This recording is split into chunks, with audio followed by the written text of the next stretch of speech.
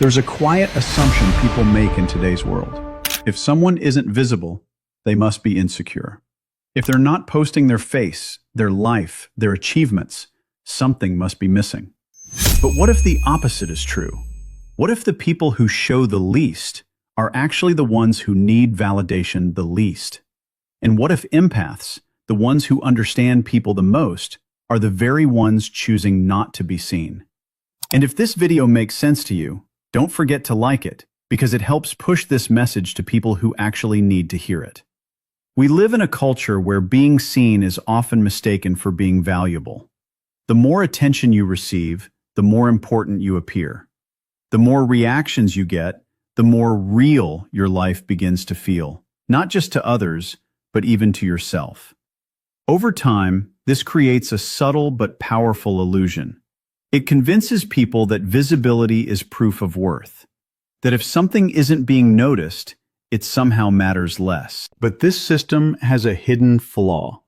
It slowly trains people to outsource their identity. Instead of developing a stable sense of self from within, people begin measuring themselves through external feedback. Instead of asking, "Who am I?" when no one is watching, they start asking, "How am I being perceived right now?" And that shift is not small, it's psychological. Because the moment your focus moves outward like that, you stop living from your internal experience and start adjusting yourself for external approval. You begin filtering your personality, curating your behavior, editing your life into something more acceptable, more likable, more visible. And without realizing it, you move away from authenticity and closer to performance. That's the trade most people don't even realize they're making, but empaths tend to notice it. They sense how quickly attention can become addictive, how easily identity can become dependent on reaction. And once they see that pattern clearly, they don't rush toward it. They hesitate. Not because they lack confidence, but because they understand the cost of tying your self-worth to being seen. Empaths don't just see content, they feel intention. Where most people scroll past a photo, a caption, or a video without thinking too deeply about it, an empath often picks up on what's underneath. Because for them, it's never just about what is being shown. It's about why it's being shown.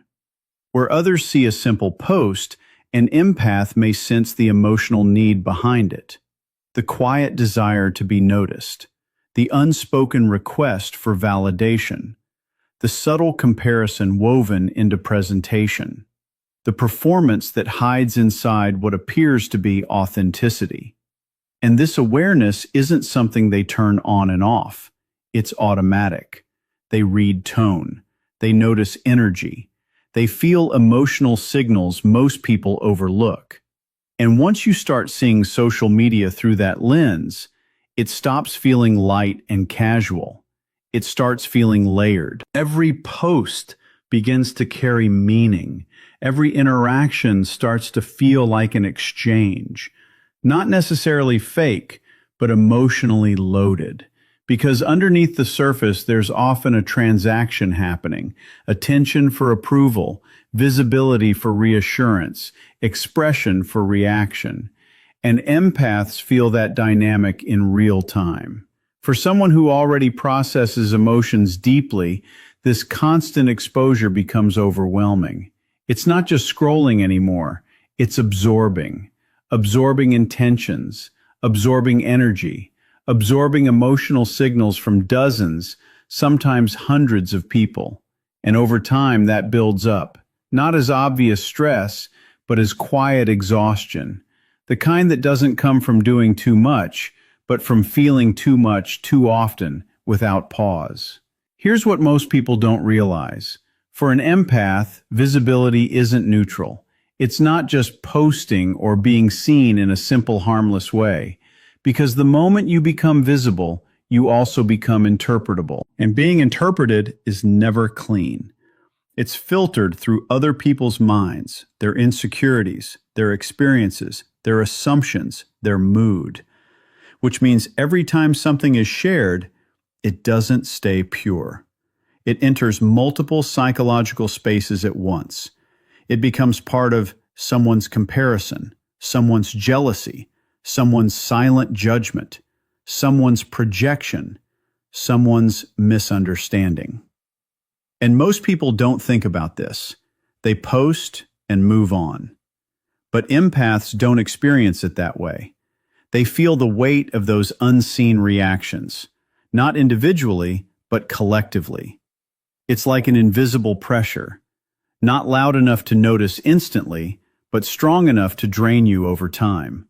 And this is where people get it wrong. They assume empaths avoid visibility because they're insecure. But it's not about weakness, it's about awareness. Empaths understand something others overlook, that attention is not always light, and being seen is not always safe emotionally. So instead of asking, why don't they post more, a better question is, how much are they consciously choosing not to absorb? Because sometimes not showing yourself isn't about hiding. It's about protecting your mental and emotional space from becoming overcrowded with other people's perceptions. Most people build an image, not necessarily fake, but carefully shaped, adjusted, curated, designed to be seen in a certain way. Empaths, on the other hand, tend to move differently. They are less interested in building an image and more focused on protecting a reality. A reality that feels consistent inside them, even when no one is watching. That's the real difference. Because the moment your identity starts depending on reactions, likes, comments, approval, attention, validation, you slowly begin losing control over it. Your sense of self stops being anchored internally and starts shifting externally. And when that happens, something subtle but powerful breaks. Your confidence is no longer stable. It rises when people respond positively and drops when they don't. Your peace is no longer fixed. It becomes negotiable, dependent on how the world is reacting to you on a given day. And your self-worth slowly turns into something public, something measured, something observed, something influenced by people who don't even know you deeply. That's a fragile way to exist, even if it doesn't feel like it at first. Empaths often sense this risk early, not always through logic, but through emotional awareness. They can feel how quickly identity becomes unstable when it is constantly exposed to external feedback. So instead of leaning into that system, they step slightly away from it. Not completely disconnected, not emotionally absent, just less dependent. They choose something most people don't notice as a choice at all. They choose to exist without constant feedback loops, without needing every moment validated, without needing every expression approved, without turning identity into something that must be continuously confirmed by others. And in that space, something important begins to form. A quieter sense of self, a more grounded identity, one that doesn't shift every time attention shifts. And that is where real psychological stability starts to appear.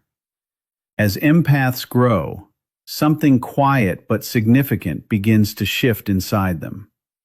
It doesn't usually happen suddenly.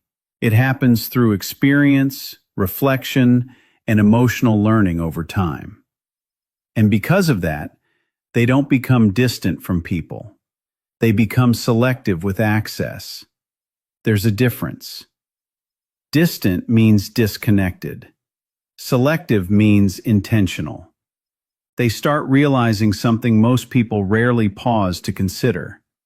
Not everything meaningful needs exposure.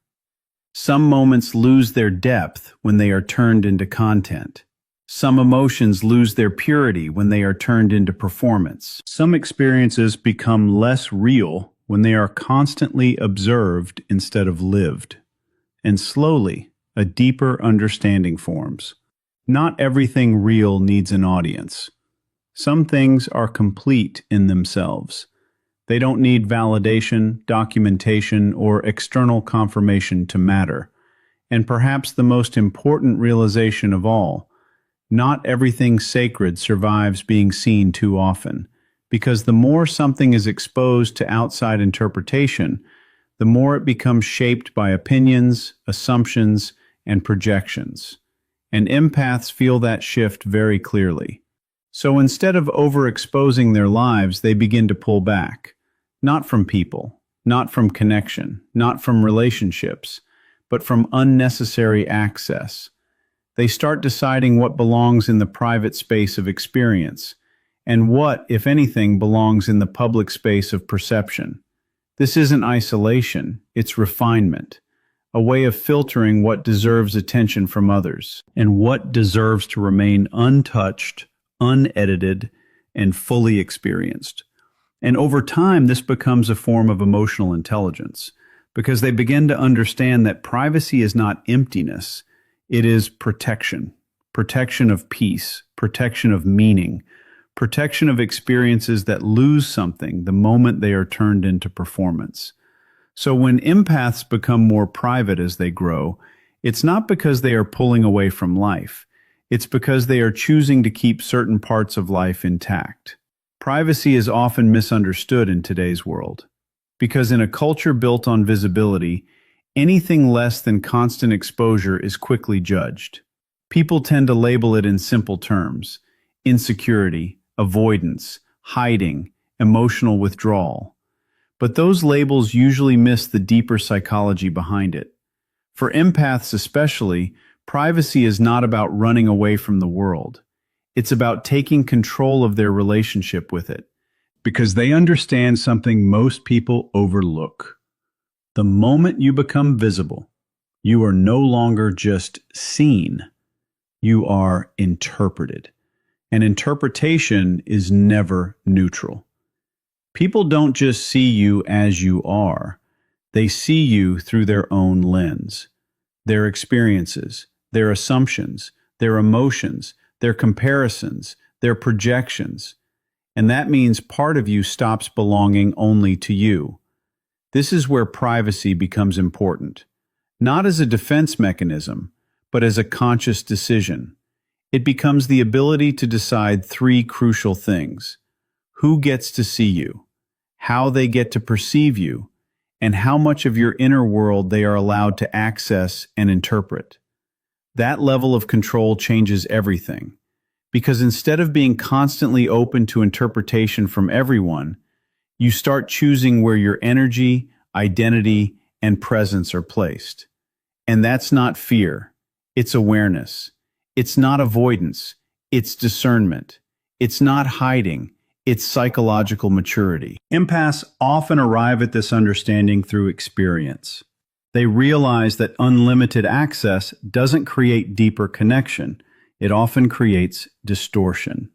So they begin to value selective visibility, not because they want to disappear, but because they want to remain intact. And in that choice, privacy stops being something defensive. It becomes something intelligent. A quiet decision to protect the parts of yourself that lose clarity when exposed too often to the world's interpretations. There's something most people rarely stop to think about. Not everyone who observes you is doing it with good intent. In a world where visibility is constant, observation becomes automatic. But intention behind that observation varies deeply. Some people don't watch you to understand you, they watch to compare themselves with you. Others are not observing to connect, they are observing to compete quietly. And some are not even interested in your story at all. They are looking for cracks, weaknesses, inconsistencies, subtle things they can use, judge, or mentally store. And this is the part most people ignore until experience teaches it to them directly. Empaths, however, tend to feel this layer more intensely, not because they are paranoid, but because they are perceptive. They pick up on emotional undercurrents that others often overlook, and over time, through real experiences, not theories, they begin to learn a difficult truth about visibility, especially after moments like betrayal, after being deeply misunderstood, after trusting the wrong people emotionally, after realizing that openness doesn't always return in the same form it was given.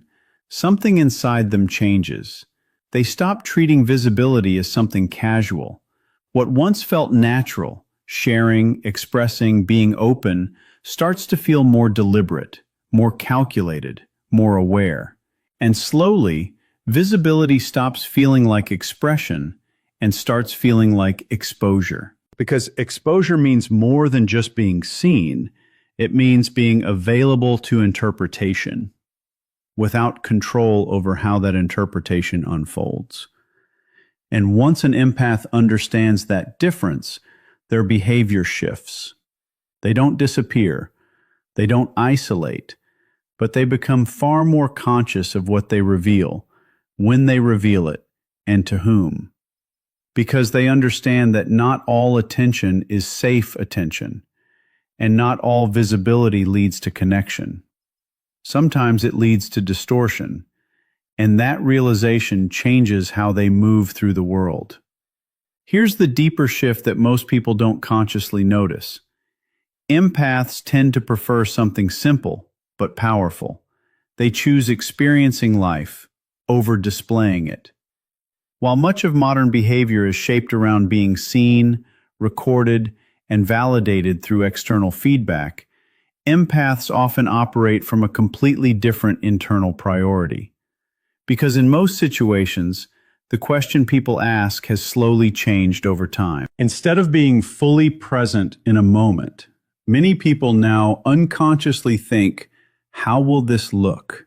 How will it appear on social media? How will others perceive it? How will it be interpreted once it's shared? But empaths naturally lean toward a different question entirely. How does this feel? And that small shift in focus changes everything about how they experience life. Because feeling requires full presence, and presence demands undivided attention. The moment you start documenting life for external consumption, something subtle begins to happen. You are still physically there, but mentally, a part of you steps outside the moment. A part of you starts observing instead of fully living. You begin framing the experience instead of fully dissolving into it. And empaths are often sensitive to this internal split. They can feel when attention is divided between experience and performance. When life is no longer just being lived, but also being managed for perception. So instead of staying in that divided state, they choose presence. Full, unfiltered, undistracted presence. And presence is something social media cannot truly reward. Because presence is not about how something appears after it is shared. It is about how deeply it is experienced while it is happening. And for empaths, that depth matters more than visibility ever could. Most empaths were not always private. In fact, many of them started on the opposite side of the spectrum. They used to share more freely, trust more easily, express themselves without hesitation, and show parts of their inner world without thinking too much about consequences. Because at that stage, openness feels natural. It feels like connection. It feels like honesty. It feels like emotional safety. But life has a way of reshaping that perception over time, through experiences that are not always loud, but deeply impactful. Moments of misunderstanding, situations where sincerity was misread, times when vulnerability was not handled with care, or when trust was given to people who did not value it in the same way. And slowly, a realization begins to form. Not everyone deserves access. Not everyone can hold what you share with the same intention you gave it. And that realization changes everything internally. Because once an empath truly understands this lesson, their personality doesn't harden, it refines. They don't become cold or disconnected, they become precise. Their openness is no longer automatic, it becomes intentional. Their trust is no longer immediate, it becomes earned. And their emotional availability is no longer unlimited. It becomes directed where it is respected. They stop giving themselves freely in spaces where their presence is overlooked or undervalued. Not out of resentment, but out of understanding. Because they begin to recognize that energy, attention, and emotional depth are not things to be distributed without awareness. They are resources that shape identity, peace, and emotional stability. And once that awareness settles in, their behavior naturally shifts. They choose where they invest themselves more carefully. They choose who receives access more consciously. They choose how much of themselves is shared more intelligently. And this is where discernment is born, not from distance, but from experience, from pain that has been understood rather than repeated. And in that shift, the empath doesn't lose openness. They simply learn how to protect it.